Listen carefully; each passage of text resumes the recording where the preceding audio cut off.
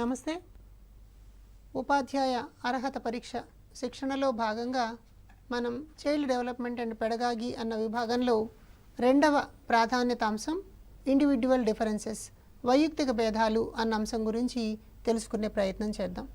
అభ్యర్థులందరికీ విజ్ఞప్తి ఏమిటి అంటే ఈ విభాగంలో చాలా విశ్లేషణతో కూడినటువంటి ప్రశ్నలు ఉంటాయి కాబట్టి సమాచారాన్ని నమోదు చేసుకునే ప్రయత్నం చేయండి. వైయక్తిక భేదాలు లేదా ఇండివిడ్యువల్ డిఫరెన్సెస్ అన్నటువంటిది మన బోధనాభ్యసన విధానంలో ప్రధాన భూమిక పోషించేటువంటి అంశం అన్నమాట. తరగతి గదిలో 20 మంది 30 మంది ఎంతమంది పిల్లలు ఉన్నప్పటికీ కూడా ఒక్కొక్క పిల్లవాడు ఒక్కొక్క రకమైనటువంటి ప్రభావంతో ఉంటారు.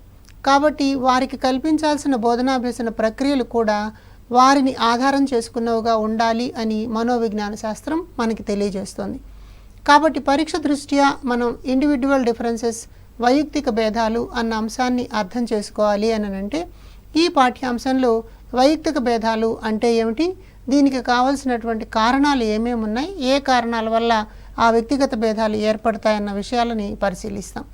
అలాగే ప్రజ్ఞకు సంబంధించిన అంశాలు, ప్రజ్ఞని మాపనం చేసేటువంటి విధానాలు, ప్రజ్ఞాలబ్ధి సూత్రం, ఇలాంటి ముఖ్యమైన అంశాలన్నీ ఈ పాఠ్యాంశంలో ఉంటాయి. కాబట్టి పరీక్ష దృష్ట్యా ఇది చాలా ప్రధానమైనటువంటి పాఠంగా మనం గుర్తించాలి.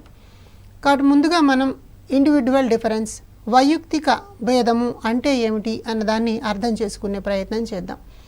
ఇండివిడ్యువల్ డిఫరెన్స్ లేదా వైయక్తిక భేదము అని అంటే ఒక వ్యక్తిని మరొక వ్యక్తితో పోల్చి చూసినప్పుడు ఏ ఏ అంశాలలో తేడాలు మనకి కనిపిస్తాయో, ఏ ఏ అంశాలలో ఒక వ్యక్తి రెండవ వ్యక్తి నుంచి విభేదనాన్ని చూపిస్తాడో దానిని మనం వైయక్తిక భేదం అంటాం. అంటే ఒక వ్యక్తి శారీరకంగా కనిపించేటువంటి అంశాలు మాత్రమే కాకుండా మానసిక పరమైనటువంటి అంశాలు, ఉద్వేగపరమైన సామాజిక పరమైనటువంటివి, మన మనోవిజ్ఞాన శాస్త్రపరమైనటువంటి విభిన్న కోణాలు ఏవే ఉన్నాయో వాటన్నింటిలోనూ ఒక వ్యక్తికి రెండవ వ్యక్తికి మధ్య నుండేటువంటి తేడాలని అంతరాలని మనం వైయక్తిక భేదాలు అని చెప్పి పిలుస్తూ ఉంటాం. అయితే ఈ వైయక్తిక భేదం అన్న భావనని మనం ఎందుకు అర్థం చేసుకోవాలి అని అంటే వ్యక్తి యొక్క మూర్తిమత్వము, ప్రవర్తనా విధానం, తన చుట్టూ ఉన్నటువంటి పరిసరాలతో సర్దుబాటు చేసుకునేటువంటి స్వభావం, సమస్య పరిష్కార ధోరణి, తార్కికంగా ఆలోచించగలిగినటువంటి నైపుణ్యం, ఇవన్నీ కూడా ఒక వ్యక్తికి తనకున్న అనువంశికపరమైనటువంటి అంశాల ఆధారంగాను అలాగే తాను పొందినటువంటి అనుభవాల ద్వారాను నిర్ధారించబడుతూ ఉంటాయి. అందుకని ఒక్కొక్క వ్యక్తి తన అనువంశికపరమైనటువంటి జన్యుపరమైన అంశాలలో విభేదనాన్ని చూపిస్తాడు. కాబట్టి ఒక వ్యక్తికి ఎదురైనటువంటి అనుభవాలు మరొక వ్యక్తికి ఎదురైనటువంటి అనుభవాల మధ్య వ్యత్యాసాలు ఉంటాయి. కాబట్టి అటు పరిసర సంబంధ విషయాల ద్వారాను అనువంశికపరమైనటువంటి విషయాల ద్వారాను వ్యక్తుల మధ్య తప్పనిసరిగా అంతరాలు ఉంటాయి అని మనోవిజ్ఞాన శాస్త్రం భావిస్తుంది. కాబట్టి తరగతి గది బోధనా విధానాలను మనం అనుసరించే సందర్భంలో ఒక విద్యార్థి యొక్క నేర్చుకునేటువంటి స్వభావం, అర్థం చేసుకునేటువంటి శక్తి, తార్కిక ఆలోచన నేపథ్యం, ఇవన్నీ కూడా రెండవ వ్యక్తితో ఏమాత్రం పోలిక లేనివిగా కనిపిస్తాయి. అంచేత every individual has its own identity అంటాం. కాబట్టి వ్యక్తిగత భేదాలను మనం అర్థం చేసుకునే సందర్భంలో ఈ భేదాలు ఎలా ఉంటాయని చూసినప్పుడు ప్రధానంగా భేదాల గురించి మనోవిజ్ఞానవేత్తలు ఏమి అన్నారో ఆ విషయాలను ఒకసారి పరిశీలిద్దాం. రూసో అనేటువంటి మనోవైజ్ఞానికుడు ఏం చెప్తున్నాడు అంటే, రూసో ప్రకారం రూసో మనోవిజ్ఞానవేత్త చెప్తున్నటువంటి ప్రధాన అంశాన్ని మనం గమనించినట్లయితే వ్యక్తిలో ఉండేటువంటి భౌతిక లక్షణాలు మాత్రమే కాకుండా, అంటే కేవలం భౌతికపరమైనటువంటి లక్షణాలు మాత్రమే కాకుండా ఆయనలో ఉండేటువంటి మానసిక భేదాలను కూడా పరిగణనలోకి తీసుకోవాలి అని అంటారనమాట. ఈ భౌతిక మానసిక పరమైనటువంటి భేదాలను కూడా పరిగణనలోకి తీసుకున్నప్పుడు ఒక వ్యక్తికి మరొక వ్యక్తికి మధ్యన అంతరాలు అన్నవి కనిపిస్తాయను. ఈ అంతరాలకి ప్రాధాన్యతనివ్వాలి, దాని ఆధారంగా బోధనాభ్యసన జరగాలి అని రూసో మనోవిజ్ఞానవేత్త మనకు తెలియజేస్తూ ఉన్నాడు. అంటే రూసో అభిప్రాయం ప్రకారం భౌతికపరమైనటువంటి పోలికలు వ్యత్యాసాలు ఉండవచ్చు, అదేవిధంగా మానసికపరమైనటువంటి పోలికలు వ్యత్యాసాలు ఉండవచ్చు. కాబట్టి వీటిని పరిగణనలోకి తీసుకుని తరగతి గదిలో బోధనాభ్యసన ప్రక్రియలు ఏర్పరచాల్సిన అవసరం ఉంది అని అన్నది మనకి ఎక్కడ తెలుస్తుంది. అదేవిధంగా జాన్ డ్యూయి అన్నటువంటి మనోవైజ్ఞానికుడు ఏం చెప్పాడో చూద్దాం. జాన్ డ్యూయీ అనేటువంటి మనోవైజ్ఞానికుడు ఏమంటాడంటే, ఒక దేశం యొక్క అభివృద్ధి అంటే దేశాభివృద్ధి అన్నటువంటి దానికి ఆ దేశం అనుసరిస్తున్నటువంటి వైయక్తిక భేదాల ద్వారా ఆధారంగా చేసుకున్నటువంటి బోధనా విధానానికి ఈ రెండింటికి మధ్యన సంబంధం ఉంది అంటాడనమాట. అంటే ఏ దేశం అయితే వైయక్తిక భేదాలను దృష్టిలో ఉంచుకుని బోధన చేసేటువంటి ప్రయత్నం చేస్తుందో ఆ దేశం అభివృద్ధి చెందుతుంది అని అన్నది జాన్ డ్యూయీ యొక్క ఉద్దేశం. జాన్ డ్యూయీ ఈ విషయాన్ని డెమోక్రసీ ఇన్ ఎడ్యుకేషన్ అన్న గ్రంథంలో తెలియజేశాడు. డెమోక్రసీ ఇన్ ఎడ్యుకేషన్ ఇది పరీక్ష దృష్ట్యా ఒక ప్రధానమైనటువంటి ప్రశ్న. డెమోక్రసీ ఇన్ ఎడ్యుకేషన్ అన్నటువంటి గ్రంథంలో జాన్ డ్యూయీ ఏ దేశం అయితే వైయక్తిక భేదాలకు అనుకూలంగా పిల్లలకి బోధనాభ్యసన విధానాలని అందజేస్తుందో ఆ దేశం అభివృద్ధి చెందుతుంది అని చెప్పి పేర్కొన్నాడనమాట. అదేవిధంగా మనం గమనించాల్సిన మరొక ముఖ్యమైన అంశం ఏమిటి అని అంటే ప్లాటో చెప్పినటువంటి నిర్వచనం. ప్లాటో కూడా ఏమంటున్నాడంటే వైయక్తిక భేదాలకు సంబంధించి ప్లాటో అభిప్రాయాన్ని మనం పరిశీలించి చూసినప్పుడు ప్రపంచంలో ఏ ఇద్దరు ఒకేలాగా ఉండరు. అంటే ఈ ప్రకృతిపరమైనటువంటి అంశాన్ని మనం చూసినప్పుడు ప్రపంచంలో ఏ ఇద్దరు ఒకేలాగా ఉండరు. అంటే ఇద్దరు మనుషుల మధ్యన ఒకే రకమైనటువంటి పోలికలు కనిపించవన్నమాట. ఈ ఒకేలాగా ఉండకపోవడం వలన వ్యక్తిగతమైనటువంటి భేదాలు అని అన్నది తప్పనిసరిగా ప్రకృతిపరమైనటువంటి అంశంగా మనం పరిగణించాలి అని ప్లాటో ద్వారా మనం తెలుసుకునే ప్రయత్నం చేస్తాం. అదే సందర్భంలో స్కిన్నర్ అనేటువంటి మనోవైజ్ఞానికులు ఏమన్నారో చూద్దాం. ఈ స్కిన్నర్ చెప్పినటువంటి అభిప్రాయాన్ని ఒక్కసారి మనం గమనించి చూసినట్లయితే ఈయన మనోవిజ్ఞాన పరంగా చెప్తూ ఏ మూర్తిమత్వ లక్షణాలైతే మనం మాపనం చేయగలుగుతామో, అంటే మాపనం అంటే మెజర్ చేయడం, మూర్తిమత్వ లక్షణాలు ఏ మూర్తిమత్వ లక్షణాలైతే మనం మదింపు లేదా మాపనం చేయగలుగుతామో ఆయా అంశాల యొక్క మొత్తం రూపాన్ని మనం వైయక్తిక భేదంగా పరిగణించవచ్చు అని చెప్తారనమాట. ఈ నిర్వచనాలు పరీక్ష దృష్ట్యా చాలా ఇంపార్టెంట్ కాబట్టి ఒక్కొక్క మనోవైజ్ఞానికుడు ఏమన్నాడన్న దాన్ని గమనించండి. స్కిన్నర్ ప్రకారం మాపనం చేయగలిగినటువంటి మూర్తిమత్వ లక్షణాల యొక్క సముదాయాన్ని మనం వైయక్తిక భేదంగా గమనించవచ్చు అన్నమాట. అలాగే ప్లాటో ఏం చెప్తున్నాడు, ప్రకృతి పరంగా ఉన్నటువంటి అంశాలన్నీ అంటే మనుషులందరూ ఏ ఇద్దరు ఒకే రకమైనటువంటి లక్షణాలను కలిగి ఉండరు అన్నటువంటి విధానాన్ని అక్కడ చూస్తున్నాం. అలాగే జాన్ డ్యూయీ లాంటి మనోవిజ్ఞానవేత్తలు ఎక్కడైతే వైయక్తిక భేదాలకు అనుకూలంగా దేశం విద్యా వ్యవస్థను అమలు చేస్తుందో ఆ దేశం మాత్రమే అభివృద్ధి చెందుతుంది అని అన్నది జాన్ డ్యూయీ చెప్పినటువంటి విశేషం. కాబట్టి మనం ఈ అంశాలతో పాటు మరొక నిర్వచనాన్ని కూడా గమనించే ప్రయత్నం చేద్దాం. చార్లెస్ డార్విన్ అన్నటువంటి మనోవైజ్ఞానికుడు పరిణామ సిద్ధాంతాన్ని చెప్పాడు. ఈ జీవ పరిణామ సిద్ధాంతంలో ఆయన ఏమంటాడు అని అంటే ప్రకృతి సిద్ధంగానే మనకి భేదాలు అని అన్నవి ప్రకృతి లక్షణంగా పేర్కొనాలి అంటాడు. అంటే ప్రకృతి సిద్ధంగా ఇలాంటి రకాలైనటువంటి అంశాలు మనకు వస్తాయి. కాబట్టి వైయక్తిక భేదము అని అన్నది ప్రాకృతికమైన అంశము, ప్రకృతిపరమైనటువంటి అంశము అని డార్విన్ చెప్పిన నిర్వచనంలో మనం గమనిస్తాం అన్నమాట. కాబట్టి వ్యక్తిగత భేదము అని అన్నది ఒక వ్యక్తి నుంచి మరొక వ్యక్తితో పోల్చి చూసినప్పుడు కనిపించేటువంటి భేదాన్ని మనం వైయక్తిక భేదం అని అంటాం. ఈ భేదం బోధనాభ్యసన విధానాల్లో తరగతి గది అభ్యసన ప్రక్రియల్లో ప్రధాన పాత్ర వహిస్తుంది అని ఈ నిర్వచనాల ఆధారంగా మనం తెలుసుకునే ప్రయత్నం చేస్తున్నాం. అయితే మనం వీటిని ఎలా చూడాలి అని అన్నప్పుడు సాధారణంగా వైయక్తిక భేదాలు అని అన్నవి రెండు రకాలుగా కనిపిస్తాయి. అంటే ఈ ఇండివిజువల్ డిఫరెన్సెస్ అన్నటువంటివి వైయక్తిక భేదాలు అని అన్నవి రెండు రకాలుగా చూస్తాం. ఒకదాన్ని మనం అంతర్వ్యక్తి అంటాం. అంతర్వ్యక్తిపరమైనటువంటి అంశాలు అంటే ఒక వ్యక్తితో పోల్చినప్పుడు మరొక వ్యక్తిలో ఉన్నటువంటి తేడాలు. ఉదాహరణకి ఇక్కడ రాము అనేటువంటి ఒక వ్యక్తి ఉన్నాడు, సోము అనేటువంటి ఒక వ్యక్తి ఉన్నారు. వీళ్ళిద్దరి మధ్యన ఉన్నటువంటి తేడాలు మనం ఏమని చెప్తామో వాటిల్ని అంతర్వ్యక్తి అంశాలు అంటాం. అంటే ఉదాహరణకి రాము అన్నటువంటి వ్యక్తి గణితంలో మంచి సామర్థ్యం కలిగి ఉన్నాడు అనుకుందాం. సోము అన్నటువంటి వ్యక్తి తెలుగులో మంచి సామర్థ్యం కలిగి ఉన్నాడు అనుకుందాం. కాబట్టి ఇది వాళ్ళిద్దరి మధ్యన ఉన్నటువంటి వ్యత్యాసం. వేరు వేరు అంశాలలో వాళ్ళు వైయక్తికంగా భేదాన్ని చూపిస్తున్నారు అని చెప్పవచ్చు. అలా కాకుండా అంతర్గత వ్యక్తి అని అంటాం అన్నమాట. అంతర్గత వ్యక్తిగతమైనటువంటి వైయక్తిక భేదాలు. అంతర్వ్యక్తిగత వైయక్తిక భేదాలు అంటే వ్యక్తుల మధ్యన ఉండేటువంటివి. అంతర్గత అంటే ఒకే వ్యక్తిలోనే. ఉదాహరణకి ఇక్కడ రాముని తీసుకున్నాం. రాము అంతర్గతంగా తనకి సంబంధించినటువంటి అంశంలోనే గణితంలో మాత్రం బాగా తెలివి కలిగి ఉంటాడు, తెలుగులో అంత పెద్ద అభిరుచి లేదు అని అనుకుందాం. లేదా ఒక గణితంలోనే మొదటి అధ్యాయంలో బాగా పనిచేశాడు, 1వ అధ్యాయంలో బాగా నేర్చుకున్నాడు, 2వ అధ్యాయం దగ్గరకు వచ్చేటప్పటికి కొన్ని రకాల ఇబ్బందులు ఎదుర్కొన్నాడు. అంటే ఆ అంశాలు తనకు అర్థం కాలేదు అని అనుకుందాం. ఆ ఇబ్బందులు ఎదుర్కోవడం ద్వారా పిల్లలు ఒక వ్యక్తిలోని వేరు వేరు రకాలైనటువంటి మనం భేదాలని చూడవచ్చు అన్నమాట. తనకి సంగీతం అంటే ఇష్టం ఉండొచ్చు, ఆటలు అంటే ఇష్టం లేకపోవచ్చు. కాబట్టి అంతర్వ్యక్తి వైరుధ్యాలు అన్న దాన్ని చూస్తాం. వ్యక్తిగతంగా ఉండేటువంటి భేదాలు, అంతర్గత వ్యక్తిగతమైనటువంటి అంశాలు అనేవి చూస్తాం అన్నమాట. కాబట్టి ఈ విధంగా మనం వైయక్తిక భేదాలు అన్నటువంటి వాటిని 2 రకాలుగా గమనిస్తూ ఉంటాం.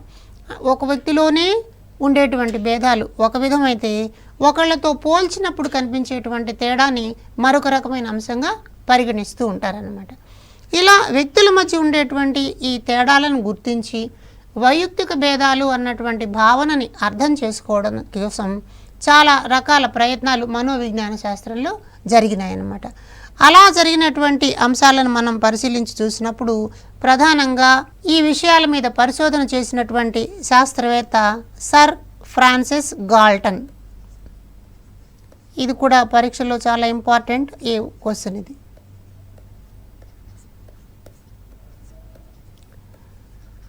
సర్ ఫ్రాన్సిస్ గాల్టన్ అనేటువంటి మనోవైజ్ఞానికుడు వ్యక్తిగత భేదాలకు సంబంధించి, వైయక్తిక భేదాలకు సంబంధించి చాలా విస్తృతమైనటువంటి పరిశోధనలు చేశాడు. ఆయన ఫాదర్ ఆఫ్ యూజెనిక్స్ అనేటువంటి బిరుదుతో పిలుస్తారు. ఈయనని మన వాళ్ళు ఫాదర్ ఆఫ్ యూజెనిక్స్ అంటారు. ఎందుకు ఫాదర్ ఆఫ్ యూజెనిక్స్ అంటారు అంటే, మొదటిసారి వైయక్తిక భేదాలు అన్నటువంటి భావనని అర్థం చేసుకుని మనుషులని ప్రజ్ఞాపరమైనటువంటి, మూర్తిమత్వపరమైనటువంటి కోణాల్లో అంచనా వేయడానికి, ప్రజ్ఞా పరీక్షలను తయారు చేసుకోవడానికి కావలసిన మూలాలన్నీ ఫ్రాన్సిస్ గాల్టన్ సిద్ధాంతంలో మనకి కనిపిస్తాయన్నమాట. ఆ గాల్టన్ ఏం చేశాడు అని అంటే, మానవ మితి అన్నటువంటి ఒక హ్యూమన్ మెజర్మెంట్ ప్రాసెస్, మానవ మితి, ఈ హ్యూమన్ మెజర్మెంట్ ప్రాసెస్ అన్నదాన్ని తయారు చేశాడు. దీనిని మనం హ్యూమనోమెట్రీ అని కూడా పిలుస్తూ ఉంటారు. దీని ద్వారా ఏం చేస్తారంటే, వ్యక్తులకు సంబంధించినటువంటి దృశ్యపరమైన అంశాలు అంటే చూడగలిగినటువంటి శక్తి సామర్థ్యాలు, అలాగే వినగలిగినటువంటి శక్తి సామర్థ్యాలు అంటే శ్రవ్యపరమైనటువంటి అంటాం, అలాగే వాళ్ళకున్న విచక్షణాపరం అంటే తార్కికంగా ఎలా ఆలోచించగలుగుతున్నారు అన్నటువంటివి, అలాగే వారి యొక్క శరీర ఆకార పరిమాణాలు, ఈ ఆకార పరిమాణాలను కూడా దృష్టిలో ఉంచుకుని వైయక్తిక భేదాలను ఎలా మదింపు చేయాలన్న దాన్ని ఆయన చెప్తారు. అలాగే వాళ్ళు శారీరకంగా ఎంత బలంగా ఉన్నారు, వాళ్ళలో పట్టుదల అన్నటువంటి స్వభావం ఎలా ఉంటుంది అన్న విషయాలని, తర్వాత కొన్ని రకాల చలన విభేదనాలు అన్నమాట. అంటే వీటిలో మనకి మోటార్ స్కిల్స్ అంటాం, ఈ చలన విభేదాలు ఎలా ఉన్నాయన్నటువంటి అంశాలని, ఇంకా స్పర్శకు సంబంధించినటువంటి అంశాలు ఎలా ఉంటాయి, జ్ఞానానికి సంబంధించినటువంటి అంశాలు ఎలా ఉంటాయి, ఇవన్నిటిని కూడా ఆయన పరిగణనలోకి తీసుకున్నాడు. కాబట్టి మానవ మితి ద్వారా ఏ ఏ అంశాలు నేను పరిశీలించాడు అని చూసినప్పుడు వాళ్ళ యొక్క దృష్టికోణం అంటే చూడగలిగినటువంటి సామర్థ్యం ఎలా ఉంది, విని అర్థం చేసుకోగలిగినటువంటి సామర్థ్యం ఎలా ఉంది, తార్కికంగా విచక్షణాపూర్వకంగా ఆలోచించటం, అలాగే ఆ వ్యక్తుల యొక్క శారీరక ఆకార పరిమాణాలు ఎలా ఉన్నాయి, ఫిజికల్గా ఎంత స్ట్రెంగ్తన్గా ఉన్నారు, అలాగే ఒక అంశాన్ని ఇచ్చిన తర్వాత దాన్ని సాధించడానికి ఎలాంటి పట్టుదల చూపిస్తారు, అలాగే gross motor, fine motor skills, సూక్ష్మ కండర, స్థూల కండరాలకు సంబంధించినటువంటి నైపుణ్యాలు ఎలా కలిగి ఉన్నారు, వాటిలో ఏం తేడాలు ఉన్నాయన్నటువంటిది, అలాగే తాకి తెలుసుకునే సందర్భాల్లో సెన్సిటివిటీ అంటాం, స్పర్శ ద్వారా ఎంత సున్నితత్వం ఉన్నది, తర్వాత జ్ఞానానికి సంబంధించినటువంటి అంశాలని ఈయన పరిగణనలోకి తీసుకుని గాల్టన్ ప్రయోగాలు చేయడం ద్వారా వైయక్తిక భేదాలను పరిశీలించే ప్రయత్నం చేశారు. అదే సందర్భంలో గాల్టన్ చేసినటువంటి మరొక ముఖ్యమైన అంశం ఏమిటి అని అంటే ప్రతిచర్య వేగము అంటాం అన్నమాట. ఈ ప్రతిచర్య వేగం అంటే ఏమిటి? ప్రతిచర్య వేగం అంటే ఒక సన్నివేశంలో పాల్గొన్నప్పుడు రెస్పాన్స్ ఇవ్వడం కోసము ఎంత శీఘ్రగతిలో రెస్పాన్స్ ఇచ్చాడు, ఎంత ఇమ్మీడియట్గా ఆ స్పందన అని అన్నది కనిపించింది. ఈ అంశాన్ని ఆయన ప్రధానంగా తీసుకున్నాడు అనమాట. ఎందుకు ఈ ముఖ్యమైన పాయింట్ని విడిగా చూడాలి అంటే గాల్టన్ చేసినటువంటి ప్రయోగాలలో ప్రతిచర్య యొక్క వేగానికి ప్రాధాన్యతనిస్తే తరువాతి కాలంలో క్యాటిల్ అనే మనోవైజ్ఞానికుడు ప్రతిచర్య యొక్క కాలానికి ప్రాధాన్యతనిచ్చి ప్రయోగం చేశారనమాట. కాబట్టి పరీక్ష దృష్ట్యా వేగము అన్నది గాల్టన్ చేసినటువంటి ప్రయోగము, కాలము అన్నది క్యాటిల్ చేసినటువంటి ప్రయోగం. ఇది మనకి సాధారణంగా అడగడానికి అవకాశం ఉండే అంశం. వైయక్తిక భేదాల మీద పరిశోధన చేసే సందర్భంలో ప్రతిచర్యని కాలం దృష్ట్యా పరిశోధించినటువంటి వారు క్యాటిల్, ప్రతిచర్యని వేగము అన్న భావన దృష్ట్యా పరిశోధించినటువంటి వారు గాల్టన్ అన్నమాట.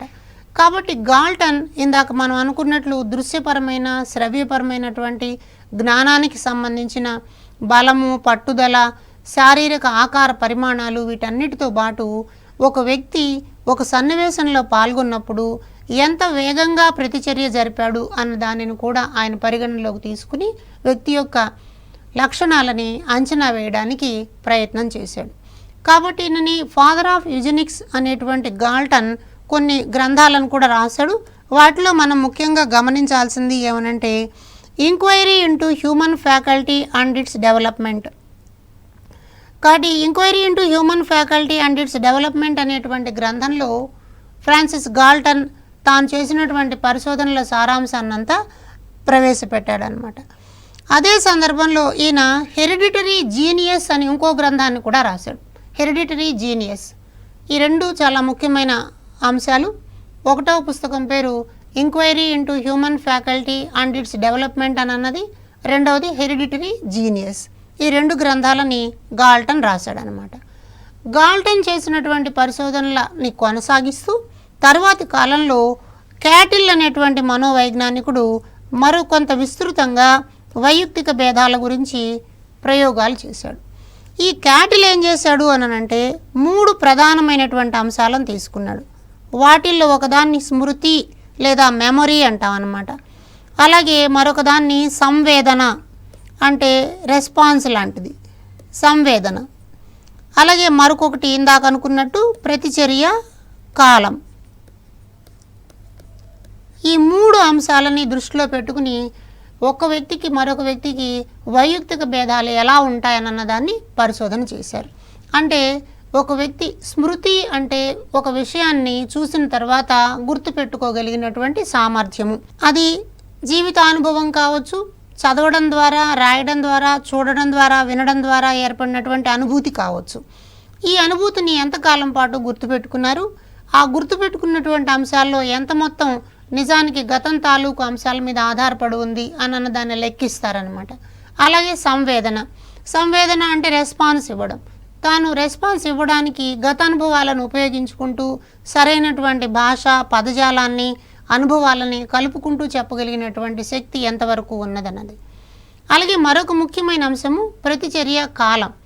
ఒక సన్నివేశంలో పాల్గొన్నప్పుడు సమస్య పరిష్కారానికి లేదా దాని నుంచి బయటకు రావడానికి ఆ వ్యక్తి ఎంత తొందరగా నిర్ణయాన్ని తీసుకున్నాడు, ఎంత తొందరగా అంటే తక్కువ కాల వ్యవధులలో సమస్య పరిష్కారం చేయగలిగేటువంటి సామర్థ్యం ఉంటే అది వైయక్తిక భేదాన్ని ప్రభావం చేసేటువంటి అంశంగా పరిగణించవచ్చు అని క్యాటిల్ మహాశయుడు తన ప్రయోగాల ద్వారా తెలియజేశాడనమాట. అయితే ఈయనేం చేశాడు అంటే తను కూడా రాసినటువంటి గ్రంథం ఒకటి ఉంది. దానిని మెంటల్ టెస్ట్స్ అండ్ మెజర్మెంట్స్ అంటారనమాట. మెంటల్ టెస్ట్స్ అండ్ మెజర్మెంట్స్ అంటే రకరకాల పరీక్షల ద్వారా మనం ఎలా వైయక్తిక భేదాలని మాపనం చేయవచ్చు అన్నదాన్ని మెంటల్ టెస్ట్ అండ్ మెజర్మెంట్స్ అన్న గ్రంథంలో క్యాటిల్ తెలియజేశాడు.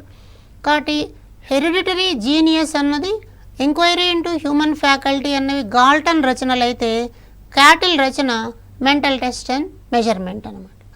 కాబట్టి మానవ మితి లేదా హ్యూమనోమెట్రీ అన్నటువంటి విధానం ద్వారా స్పర్శ, దృష్టి ఇలాంటి అంశాల మీద గాల్టన్ ప్రయోగం చేస్తే స్మృతి, సంవేదన, ప్రతిచర్యా కాలం అన్నటువంటి అంశాల మీద క్యాటిల్ వైయక్తిక భేదాలను తెలియజేయడం కోసము ప్రయత్నం చేశారనమాట. అయితే ఇలాంటి వైయక్తిక భేదాలను మనం గమనించి చూడాలి అని అనుకున్నప్పుడు దీని మీద ప్రభావం చూపేటువంటి కారకాలు ఏమేమి ఉంటాయన్నది తెలుసుకునే పని చేద్దాం. ఏమేమి కారకాలు means factors. What factors are influencing on individual differences అంటే ఒక వ్యక్తిలో కొన్ని ప్రత్యేక లక్షణాలు వచ్చినాయి అని అంటే ఆ లక్షణాలు రావడానికి కారణం ఏంటి? ఒక వ్యక్తి మంచి క్రీడాకారుడుగా ఉన్నాడు, ఒక వ్యక్తి మంచి కంప్యూటర్ నిపుణుడుగా ఉన్నాడు, ఒక విద్యార్థి గణితంలో చాలా వేగంగా సమాధానాలు ఇవ్వగలుగుతున్నాడు, ఒక విద్యార్థి తెలుగులో చక్కని కవిత్వాన్ని రాయగలుగుతున్నాడు, ఒకడు చిత్రకారుడుగా రాణించగలుగుతున్నాడు, ఒకడు మంచి నైపుణ్యంతో కూడినటువంటి పనులను చేయగలుగుతున్నాడు. అంటే ఇవి ఒక్కొక్క వ్యక్తిలో ఒక్కొక్క లక్షణం మనకు కనిపిస్తుంది. కాబట్టి ఒక వ్యక్తిలోనే అన్ని లక్షణాలు ఉండడానికి అవకాశం లేదు. కాబట్టి ఏ అంశాలు ఫ్యాక్టర్స్గా పనిచేసి వైయక్తిక భేదాల మీద ప్రభావం చూపిస్తున్నాయన్న దాన్ని మనం పరీక్ష దృష్ట్యా అధ్యయనం చేయాల్సిన అవసరం ఉంది. ఈ ఫ్యాక్టర్స్ని మనం గమనించి చూసినప్పుడు ప్రధానంగా 2 అంశాలు కనిపిస్తాయి. వాటిలో ఒకటి మనం ఏమనొచ్చు అంటే జీవ సంబంధమైనటువంటి అంశాలు, అలాగే పరిసర సంబంధమైనటువంటి అంశాలు. కొన్నేమో జీవ సంబంధంగా ఉంటాయి, కొన్ని పరిసర సంబంధంగా ఉంటాయి. ఈ జీవ సంబంధ అన్న బయోలాజికల్ ఫ్యాక్టర్స్ అన్నవి జెనెటికల్ ఫ్యాక్టర్స్ తోటి అన్వయమై ఉంటాయన్నమాట. అంటే వాటిలో జన్యుపరంగా ఒక తరం నుంచి తర్వాతి తరానికి వైయక్తిక భేదాలు ప్రవహించి ఉండవచ్చు అన్నది ఒక అభిప్రాయం. అంచేత దానిని మనం జీవ సంబంధ కారకం అంటాం. అయితే కొన్ని సందర్భాల్లో వైయక్తిక భేదాలు పరిసరాల ద్వారా కలిగేటువంటి అనుభవాలు ఆ వ్యక్తిలో ఆ ప్రత్యేక లక్షణాలు ఏర్పడడానికి అవకాశాన్ని కల్పిస్తాయి. ఎలా అయితే మనము పెరుగుదల అభివృద్ధికి సంబంధించినటువంటి అంశాలలో ఆనువంశికపరమైన అంశాలు, పరిసరపరమైన అంశాలు ప్రభావం చూపిస్తాయని అనుకుంటున్నాము, అదేవిధంగా వైయక్తిక భేదాల్లో కూడా జీవ సంబంధ పరిసరపరమైనటువంటి అంశాలు ప్రభావాన్ని చూపిస్తాయి. అయితే ఈ జీవ సంబంధ అంశాలను మనం గమనించి చూసినప్పుడు ఇందులో ప్రధానంగా మనం ఆనువంశిక లక్షణాన్ని గమనించాలి. అలాగే పరిపక్వత అంటాం, మెచ్యూరిటీ. ఈ పరిపక్వత అన్నది కూడా జైవికమైనటువంటి అంశంగానే చూస్తాము. అలాగే సెన్సరీ ఆర్గాన్స్, జ్ఞానేంద్రియాలు. ఈ జ్ఞానేంద్రియాలు కూడా జైవ సంబంధమైనటువంటి అంశాలుగా చూస్తాం అన్నమాట. అలాగే పరిసర సంబంధ అంశాలను చూసినప్పుడు మనకి రకరకాలైనటువంటి ఉద్దీపనలు కలుగుతూ ఉంటాయి. ఆ ఉద్దీపనలని పరిసర సంబంధ కారకాలుగా చెప్పచ్చు. అలాగే చదువుకోవడానికి వచ్చినటువంటి అవకాశాలు, అభ్యసన అవకాశాలు ఎంతవరకు ఉన్నాయన్నది కూడా మనకి ఇక్కడ ముఖ్యమైన అంశం. అలాగే వ్యక్తుల యొక్క ఆర్థిక పరమైనటువంటి అంశాలను, అలాగే పిల్లలకి మనం క్రీడలు, ఆటల ద్వారా దీంట్లో ఏమైనా మార్పులను చూడవచ్చా, ఇంకా కుటుంబము, సమాజానికి సంబంధించిన అంశాలు. ఈ అన్ని అంశాలు మనకి కారకాలుగా కనిపిస్తాయి. ఇక్కడ ప్రశ్నలు అడగడానికి ఎక్కువ అవకాశాలు ఉన్నాయి, అందుకని కొంచెం జాగ్రత్తగా చూడండి. వైయక్తిక భేదాల మీద ప్రభావం చూపించేటువంటి అంశాలలో 2 రకాలుగా చూస్తాం. ఒకదాన్ని జీవ సంబంధ అంశాలు అంటాం, రెండవ దాన్ని పరిసర సంబంధ అంశాలు అంటాం. జీవ సంబంధ అంశాలు అన్నవి ఒక తరం నుండి తర్వాతి తరానికి జన్యు ప్రవాహం ద్వారా వచ్చినటువంటి అంశాలు, అందుకని నేను ఆనువంశికతతో కూడినవి అంటాం. కాబట్టి వైయక్తిక భేదాన్ని చూపించేటప్పుడు ఒక సంగీతంలో నిపుణుడైనటువంటి సామర్థ్యం కలిగినటువంటి వారికి పుట్టిన పిల్లలు కూడా సంగీతంలో సామర్థ్యం కలిగిన వారుగా ఉంటారు. అంచేత దీనిని మనం ఆనువంశికమైనటువంటి అంశము అంటాం. అలాగే పరిపక్వత, మ్యాచ్యూరిటీ అంటాం. ఇది వయసుతో పాటు అనుభవాలతో పాటు వచ్చేటువంటి అంశం. కాబట్టి వైయక్తిక భేదాలు ఎలా కలుగుతాయి అని అంటే వ్యక్తి పాల్గొన్నటువంటి పరిపక్వత ద్వారా, వయసుతో పాటు వచ్చినటువంటి అంశాల ద్వారా మనకి ఇది కనిపిస్తుంది. అలాగే జ్ఞానేంద్రియాల యొక్క తీక్షణత అంటాం. తను అంశాలని దృష్టి అంటే నిశితంగా చూడగలగడం, ఏకాగ్రతతో వినగలగడం, చాలా సున్నితమైన స్పర్శ జ్ఞానాన్ని కలిగి ఉండడం, ఇలాంటివన్నీ కూడా వైయక్తిక భేదాల్లో ప్రధానమైనటువంటి కారకాలుగా కనిపిస్తాయి.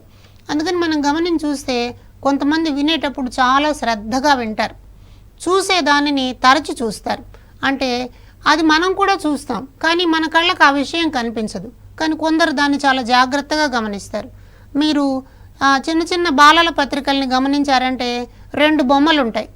మొదటి బొమ్మలోను పోల్చి చూస్తే రెండవ బొమ్మలో 5 అంశాలు లోపించాయి, ఏ అంశాలు లోపించాయో గమనించండి అన్నటువంటి పజిల్స్ చూసుంటారు. చూసడం కళ్ళతో చూస్తున్నప్పటికీ కూడా దానిని నిశిత పరిశీలన ద్వారా మాత్రమే ఆ లోపాలను మనం అర్థం చేసుకోగలం అన్నమాట. అలాగే వినడం, కొన్ని రకాల ప్రజ్ఞా పరీక్షల్లో ఏం చేస్తారంటే ఒక 10 నుండి 20 వరకు పదాలని వినిపిస్తారు. ఆ విన్న పదాలను తర్వాత తిరిగి అదే క్రమంలో చెప్పమంటారు. కాబట్టి ఏకాగ్రత, ధారణ ఇట్లాంటివన్నీ వైయక్తిక భేదాలకు కారణంగా మనకి కనిపిస్తాయి. అలాగే కళ్ళు మూసుకుని స్పర్శ ద్వారా వస్తువులను గుర్తించడం అన్నదాన్ని కూడా మనం చూస్తాం. ఇది కూడా వైయక్తిక భేదం యొక్క నిపుణతకి కారణమవుతుంది. అంటే అలాంటి సున్నితత్వం కలిగినటువంటి వాళ్ళు వైద్య రంగంలో, పరిశోధనా రంగంలో రాణిస్తారు అని చెప్పి గాల్టన్ లాంటి మహానుభావులు తెలియజేశారనమాట. అదేవిధంగా పరిసర కారకాలు, కొన్ని రకాల స్టిమ్యులేషన్స్ అంటాం. ఈ స్టిమ్యులేషన్ అంటే మనిషిలో ప్రేరణ కలిగించడానికి పనికొచ్చినటువంటి ఒక ప్రధానమైనటువంటి అంశం అన్నమాట. అంటే ఆ ఉద్దీపన వల్ల ఒక ప్రతిస్పందన జరుగుతుంది. ఒక వ్యక్తికి ప్రోత్సాహాన్ని ఇస్తాం అనుకోండి. ఉదాహరణకి నువ్వు ఇవాళ 2వ ఎక్కం నుండి 10వ ఎక్కం వరకు నేర్చుకుని వచ్చినట్లయితే నీకు ఒక బహుమతి ఉంటుంది అని అంటే ఆ ఉద్దీపన ద్వారా అతనిలో నేర్చుకునేటువంటి స్వభావం పెరుగుతుందన్నమాట. కాబట్టి అభ్యసనకు అవకాశాలు, ఎక్కడైతే విస్తృతమైనటువంటి నాణ్యమైన విద్యను పొందడానికి తోడ్పడేటువంటి అభ్యసన అవకాశాలు ఉంటాయో అప్పుడు కూడా వైయక్తిక భేదాలు రాణించడానికి పనికొస్తాయి. అందుకని ప్రభుత్వం ఏం చేస్తుంది, వ్యక్తుల యొక్క ఆర్థిక సామాజిక అంశాలతో సంబంధం లేకుండా అందరికీ నాణ్యమైన విద్య కలగడం కోసము ప్రభుత్వాలు సంక్షేమ గృహాల ద్వారా, రెసిడెన్షియల్ హాస్టల్స్ ద్వారా, రెసిడెన్షియల్ విద్య ద్వారా అభ్యసన అవకాశాలు కల్పిస్తారు. అదేవిధంగా పోటీ పరీక్షల కోసం కూడా స్టడీ సర్కిల్స్ మనకు ఉంటాయి. అలాంటి ప్రదేశాలకు వెళ్ళినప్పుడు నేర్చుకోవడానికి అవకాశం ఉంటుంది. కాబట్టి మనకు వైయక్తిక భేదాలు ఏర్పడడానికి కారణం కల్పిస్తుంది. అలాగే ఆర్థికపరమైన అంశాలు కూడా, ఇవి ఆర్థికపరమైనటువంటి అంశాల వలన వైయక్తిక భేదాలు వస్తాయి. అలాగే క్రీడలు, ఆటలు ఇలాంటివి కూడా భేదాలని పరిసర సంబంధ కారకాలుగా చెప్తారు. కారణం ఏమిటి అని అంటే ఆ క్రీడాకారులుగా, ఆటల్లో అభిరుచి కలిగినటువంటి వాళ్ళుగా ఉండే వాళ్ళకి శారీరక దృఢత్వము అన్నది కనిపిస్తుంది, సమయ పాలన అన్నది కనిపిస్తుంది, వేగంగా నిర్ణయాలు తీసుకోగలిగిన అవకాశం వాళ్ళకి ఏర్పడుతుంది అన్నమాట. కాబట్టి క్రీడలు ఏం చేస్తాయి అని అంటే పిల్లల్లో స్వయం నిర్ణయాధికారాన్ని, సత్వరంగా నిర్ణయాలను తీసుకోగలిగినటువంటి శక్తిని, తర్వాత గెలుపు ఓటములను సమానంగా తీసుకోగలిగిన నైపుణ్యాన్ని తెలియజేస్తాయి. కాబట్టి ఆటలన్నా కూడా వైయక్తిక భేదానికి ప్రధాన కారణంగా చెప్తారు. అలాగే కుటుంబ సామాజిక పరమైనటువంటి అంశాలు, అంటే సమాజం ద్వారా ఏర్పడినటువంటి కట్టుబాట్లు, ఆచార వ్యవహారాలు, కుటుంబపరమైనటువంటి అంశాలు ఇవన్నీ కూడా కారకాలుగా మనకి కనిపిస్తాయి. కాబట్టి పరిసర కారకాల జాబితాలో ఉండేవి, జీవకారకాల జాబితాలో ఉండేవి ఒకసారి చూడండి. పరీక్షలో సాధారణంగా ప్రశ్న ఏమడుగుతారంటే వైయక్తిక భేదాలకు సంబంధించి జీవ సంబంధ కారకం కానిది అని అడుగుతారు. జీవ సంబంధ కారకం కానిది అన్నప్పుడు మనం ఏం చెప్పాలి, ఆనువంశికత, పరిపక్వత, జ్ఞానేంద్రియాలు కాకుండా మిగిలినటువంటివి ఏమన్నా ఉంటే దానిని మనం జీవ సంబంధ కారకంగా పరిగణించాల్సి వస్తుందన్నమాట. అదేవిధంగా మరొక ముఖ్యమైన అంశాన్ని ఇక్కడ మనం చూసినట్లయితే పిల్లల వైయక్తిక భేదాలకు సంబంధించి ప్రభావం కలిగించేటువంటి అంశాల్లో మరొక ముఖ్యమైన అంశాన్ని మనం అభిరుచి అంటాం అన్నమాట. అంటే పిల్లలకి, ఏ వ్యక్తులకి ఏ విషయం మీద అయితే ఆసక్తి ఉంటుందో దానిని మనం అభిరుచి అని చెప్పి పేర్కొనవచ్చు. అయితే ఈ అభిరుచి అంటే ఏమనాలి, అతి ముఖ్యమైనదిగా అనిపించే అనుభూతి, అతి ముఖ్యమైనదిగా అనిపించేటువంటి అనుభూతిని మనం అభిరుచి అనాలి అని చాప్లిన్ అన్న మనోవైజ్ఞానికవేత్త చెప్పాడు. చాప్లిన్ ప్రకారం ఒక వ్యక్తి అతి ముఖ్యంగా ఫీల్ అవుతాడనమాట. ఈ పని చాలా అవసరం నాకు, ఈ ఈ పుస్తకం చాలా అవసరం, ఈ ఆట చాలా అవసరం అని ఏవైతే భావిస్తారో అలాంటి వాటిని మనం అభిరుచి అని చెప్పి అంటాం. ఒక వ్యక్తి నుంచి మరొక వ్యక్తికి గమనించినప్పుడు ఈ అభిరుచులలో తేడా ఉంటుంది. అలాగే మనం వైఖరి అన్నటువంటి మరొక ముఖ్యమైన అంశాన్ని కూడా గమనించాలి. అయితే ఈ వైఖరి ఎలా ఉంటుంది అని అంటే, ఏదైనా ఒక పరిస్థితికి సంబంధించి, లేకపోతే ఏదైనా ఒక వ్యక్తికి సంబంధించి, లేదా ఏదైనా ఒక వస్తువుకు సంబంధించి, అంటే ఒక వ్యక్తి లేదా ఒక పరిస్థితి లేదా ఒక వస్తువుకు సంబంధించి పొందికగా ప్రవర్తించడం అంటాం అన్నమాట. పొందికగా ప్రతిస్పందించేటువంటి స్థితి. ఈ పొందికగా చేసేటువంటి ప్రతిస్పందన అంటే ఒక వ్యక్తి పట్ల లేదా ఒక వస్తువు పట్ల ఒక వ్యక్తి పట్ల ఒక ప్రత్యేకమైనటువంటి అభిమానాన్ని అభిప్రాయాన్ని చూపిస్తాం. అలా చూపిస్తే దాన్ని మనం వైఖరి అంటాం అన్నమాట. ఈ వైఖరి ఎందుకు ఏర్పడుతుంది అన్నటువంటి అంశాల మీద ప్రయోగం చేసినటువంటి మనోవైజ్ఞానికుడు ఫ్రీమన్. ఫ్రీమన్ ఏమంటాడు అంటే, వైఖరులు ఏర్పడాలి అని అంటే అది వ్యక్తుల పట్ల ధనాత్మకమైన వైఖరి ఏర్పడవచ్చు, రుణాత్మకమైన వైఖరి ఏర్పడవచ్చు. ఉదాహరణ, కొంతమంది పిల్లలకి గణిత ఉపాధ్యాయుడు అంటే కోపంగా ఉంటుంది, సాంఘిక శాస్త్ర ఉపాధ్యాయుడు అంటే ఇష్టంగా ఉంటుంది. ఇలా ఉంటే దీనిని మనం వైఖరి అని చెప్పి చెప్తాం. అలాగే విలువలు, కొన్ని రకాల విలువలు కూడా వైయక్తిక భేదానికి కారణాలు అవుతాయి. ఈ విలువల గురించి మాట్లాడినటువంటి వాళ్ళలో మనం ముఖ్యంగా చెప్పుకోవాల్సింది మాస్లో. అబ్రహాం మాస్లో అనేటువంటి మనోవైజ్ఞానికుడు విలువల గురించి, విలువలు వైయక్తిక భేదాలకు కారణమవుతాయన్నటువంటి విషయాలను కూడా తెలియజేశాడనమాట. అలాగే మరొక ప్రధానమైనటువంటి అంశం దీనికి సంబంధించినది కాంక్షా స్థాయి అంటాం. అంటే కాంక్షా స్థాయి అంటే కోరిక. వ్యక్తికి సంబంధించినటువంటి సాధన కోసం ఏర్పడేటువంటి కోరిక వైయక్తిక భేదాలకు కారణమవుతుంది. ఒక్కొక్కళ్ళకి ఒక పిల్లవాడు తాను ఐఏఎస్ కావాలనుకుంటాడు, లేకపోతే ఒక పిల్లవాడు ఈ పరీక్షలో ఎక్కువ మార్కులు సాధించాలనుకుంటాడు. ఇలాంటి దాన్ని మనం కాంక్షా స్థాయి అని చెప్పి చెప్తామన్నమాట. అలాగే ఆత్మభావన అన్నది కూడా వైయక్తిక భేదాలకు ఒక కారణంగా మన వాళ్ళు మాట్లాడతారు. అంటే నేను ఎవరు అన్నటువంటి విషయాన్ని తెలుసుకోవడాన్ని ఆత్మభావన అంటాం. ఈ ఆత్మభావన అంటే నా కెపాసిటీస్ ఏంటి, నా క్యాపబిలిటీస్ ఏంటి, నేను దీన్ని సాధించగలనా అన్నటువంటి అంశం ఆధారంగా కాంక్షా స్థాయిని నిర్ధారించుకోవడం అన్నది వస్తుంది. తన నైపుణ్యాలను దృష్టిలో పెట్టుకోకుండా కోరికలు పెద్దవిగా ఉన్నప్పుడు మానసిక అనారోగ్యం కలగడానికి అవకాశం ఉంది అని ఈ అంశంలో మనం గమనిస్తున్నాం. కాబట్టి మనోవిజ్ఞాన పరంగా వైయక్తిక భేదాలను అర్థం చేసుకునే సందర్భంలో మనం ముందుగా చెప్పుకున్న కొన్ని నిర్వచనాలను, అంటే ప్రకృతి పరంగా మనలో వ్యక్తిగత భేదాలు ఉంటాయని, అలాగే రూసో చెప్పినట్లు కేవలం భౌతిక మానసిక అంశాలను దృష్టిలో పెట్టుకుని బోధన జరగాలి అని అంటున్నారు. అలాగే ఏ దేశం అయితే వైయక్తిక భేదాలకు అనుకూలంగా బోధన జరుగుతుందో అది అభివృద్ధి చెందుతుంది అన్న జాన్ డ్యూయి నిర్వచనాన్ని మనం గుర్తుపెట్టుకోవాలి. అలాగే జీవ సంబంధ కారకాలను, పరిసర సంబంధ కారకాలు కూడా వ్యక్తి మీద ఎలా ప్రభావం చూపిస్తాయన్నది కూడా గుర్తుపెట్టుకోవాలి. అలాగే గాల్టన్ చేసినటువంటి పరిశోధనలు మానవ మితి సాధనాల ద్వారా ప్రతిచర్య వేగాన్ని దృష్టిలో ఉంచుకుని ఆయన తయారు చేసినటువంటి సిద్ధాంతాన్ని మనం పరీక్ష దృష్ట్యా పరిశీలించాల్సిన అవసరం ఉందన్నమాట. ధన్యవాదాలు.